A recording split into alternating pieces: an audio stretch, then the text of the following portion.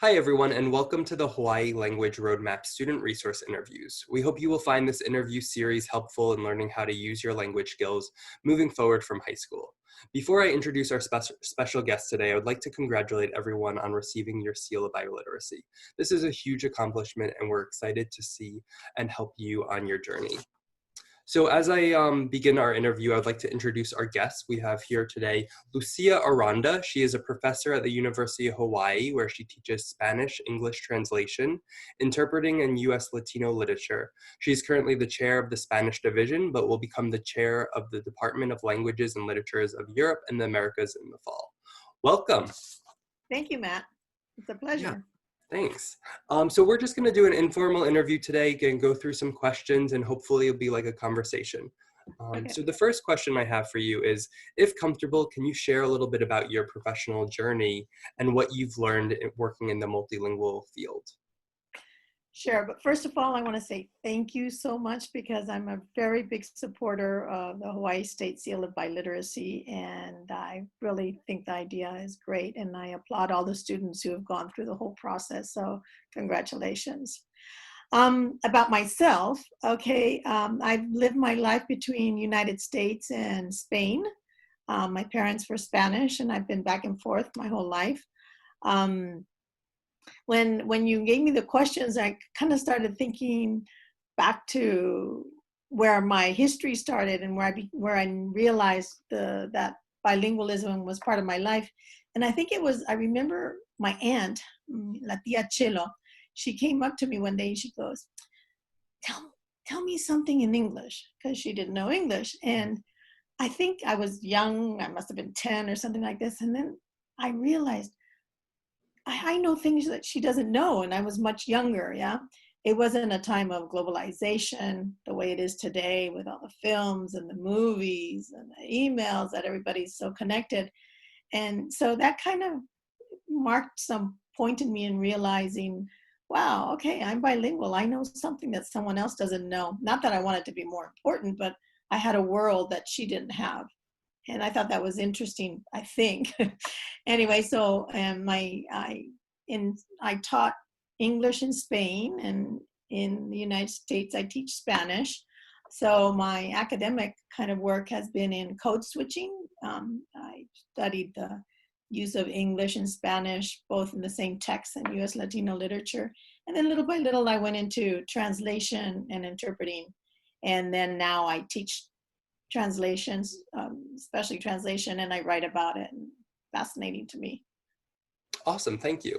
And I hear you talking a little bit about like translation and interpreting. A lot of times I interact with students and they don't know the difference. Can you just explain that a little bit? Sure, of course. Translating is written and interpreting is oral. That's Awesome. the difference. Yeah. Cool, thank you. Yeah. Yeah, and going into, can you share a little bit about like what opportunities you think are available for students with Spanish language skills in Hawaii through the program, just kind of your understanding of it? Sure. So we have students from a lot of places, not only from Hawaii. We have a lot of students who come from California, and then we have students from the rest of the US, and then we also have some from, usually in the graduate program, who come from overseas. But I think the kind of jobs you could get are, of course, interpreting for the courts. There are translating opportunities. There's government. There's tourism, of course, when everything goes back to normal. There's the movie industry. For example, I was a cultural advisor on a TV series that was filmed here in Hawaii, and I had to teach Spanish pronunciation to one of the actors and give a little bit of advising on what cultural practices Hispanics would do when here in Hawaii. And that was kind of fun, truthfully. I wish there were more opportunities of that type. Some of our students do tropical agriculture, fashion. There's a place for fashion, science. Many of the students who learn science and Spanish go off to other parts of Latin America. Business, the import and export business is big in the Spanish majors. We have a lot of double majors, which are business and Spanish. Those are a big bunch, and they're pretty good. And then law enforcement is also an opportunity for students who speak Spanish and English or other languages besides. Wow. So it sounds like there's not just one profession that kind of the students gravitate towards, and it's a whole multifaceted arena and opportunities. Or sure, and I forgot to say, of course, teachers, but that's kind of like the more normal Mhm. of the solutions, quote unquote, to taking Spanish. Yeah. No, but absolutely. Yeah, thank you. Um, so kind of going along the lines of opportunities, how do you think the Spanish program at UH can prepare students for using their language skills and help them be successful in the job market? So in the Spanish division is part of a larger program called the Languages and Literatures of Europe and the Americas. But in the Spanish division, our mission is double-sided. I think it's being proficient in the language. Of course, we want everybody to know the language well, but also to be critical thinkers. And that, I think, is really important for a global citizen, a local citizen.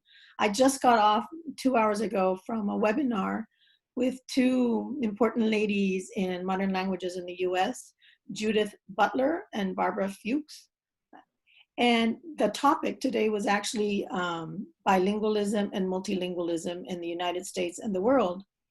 And the main thing they were talking about, I mean, kind of in a nutshell, was how culture connects us to the world, and how when we learn languages, we're not just learning a linguistic capacity to express ourselves with other words, but we're also learning about a culture. And that's what we do from 101 in our classes. We are already talking about culture, not only Spain, but Latin America and all the different varieties, indigenous and more modern.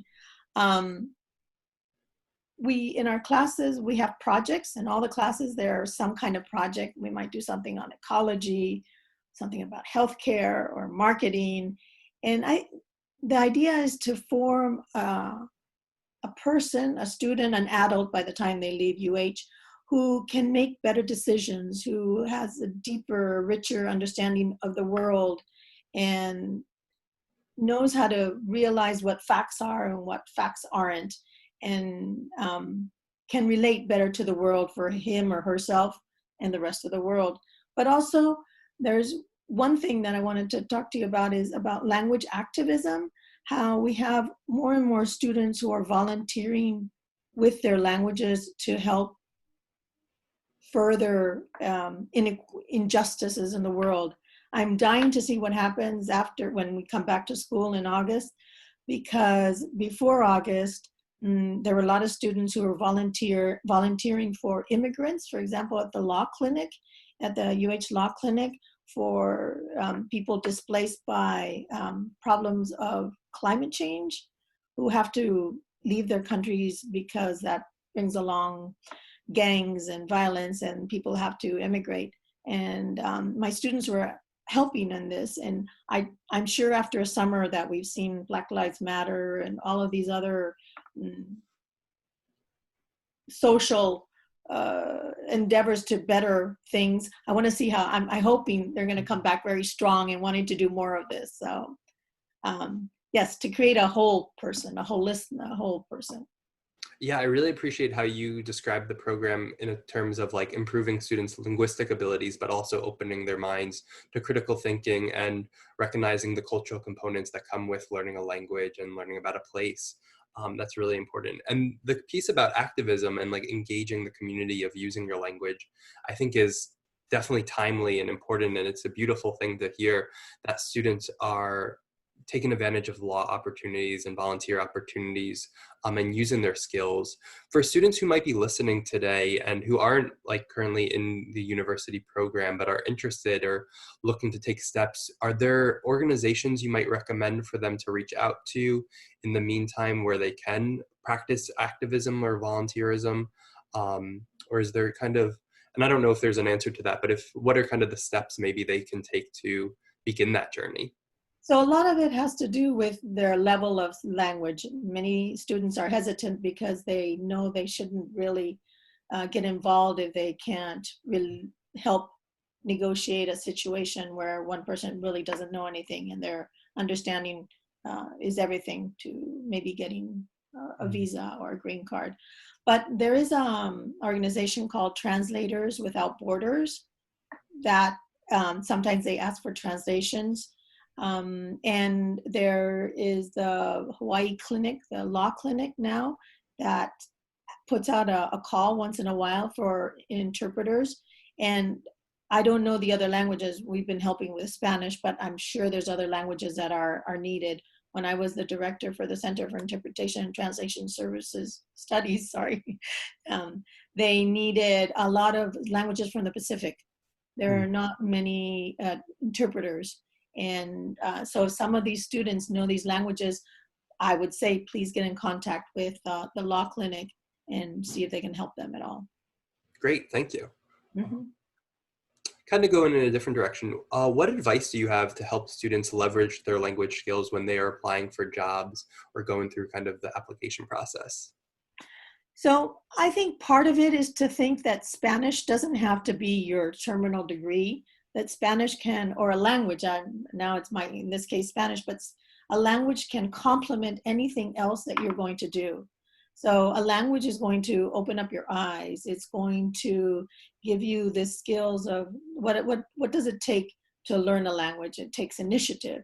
You have to learn languages with other people. It takes team building. We all know that knowing another language is good for your brain and keeps off your Alzheimer's, but it gives you a cognitive edge. It gives you confidence, right? So I wouldn't think that you have to go into a language and just do that one language, but you could explore it, explore different languages. And we have students that have done very interesting things. We've had some students go to Costa Rica to work with clean water issues. We've had some that are working with marketing in Spain. One of my students from just right now from the spring is in Bolivia on the Peace Corps, helping out with the Peace Corps, and she's done the whole Spanish program. And this is, she was very excited to do it and very happy that she knew enough to go confidently into a place where the culture is somewhat different, right? But then there's things in sports, for example, you need interpreters in sports. There's a lot of, you have people coming from Puerto Rico or Colombia that are in different, I don't know, boxing. And I know that I had a student who used to interpret for some boxers. And there's the business.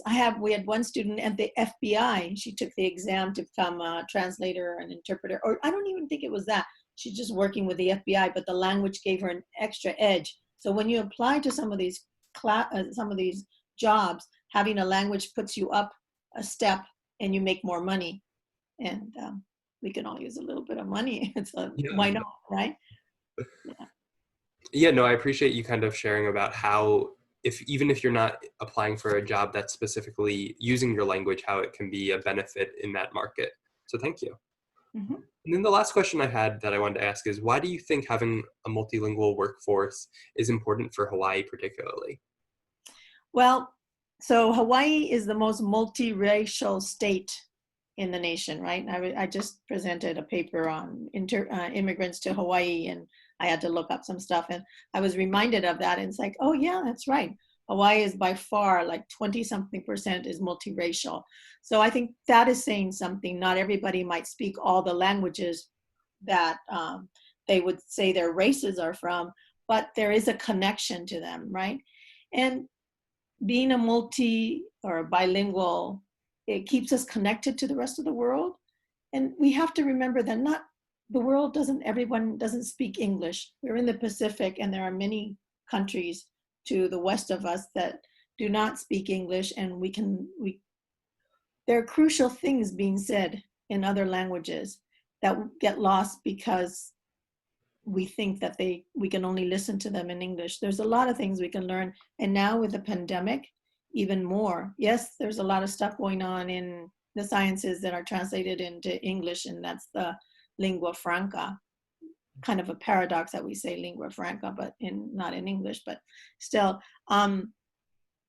But then one thing I'd like to point out is King Kalakaua, who went around. He was the first monarch to circumnavigate the globe, and he went to Asia, and he went to Europe. He went to Austria, Portugal, France, Spain, and he was very adamant about traditions, but he also wanted a modern Hawaii where he realized that diversity was important.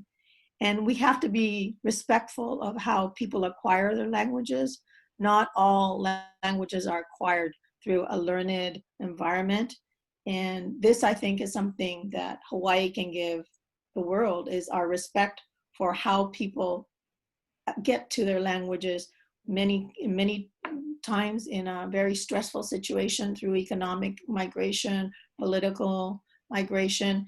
And it's a pity that those languages might not be lost, or that those languages aren't considered highly, because it's who they are. And I think we should be in harmony with the world, and we'll make a better harmonious place here in Hawaii if we do.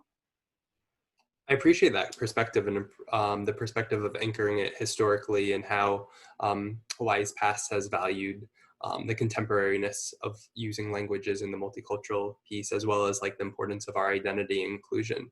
So thank you so much. That is all the questions I had. So I really appreciate it. And I hope the listeners here today glean something from this, and we can see future students in the Spanish program upcoming using their seal of biliteracy and incorporating that and continuing to learn. So thank We you would love again. to have them. Great. Thanks so Okay. much. Thank Bye. you. Bye. Good luck to everyone.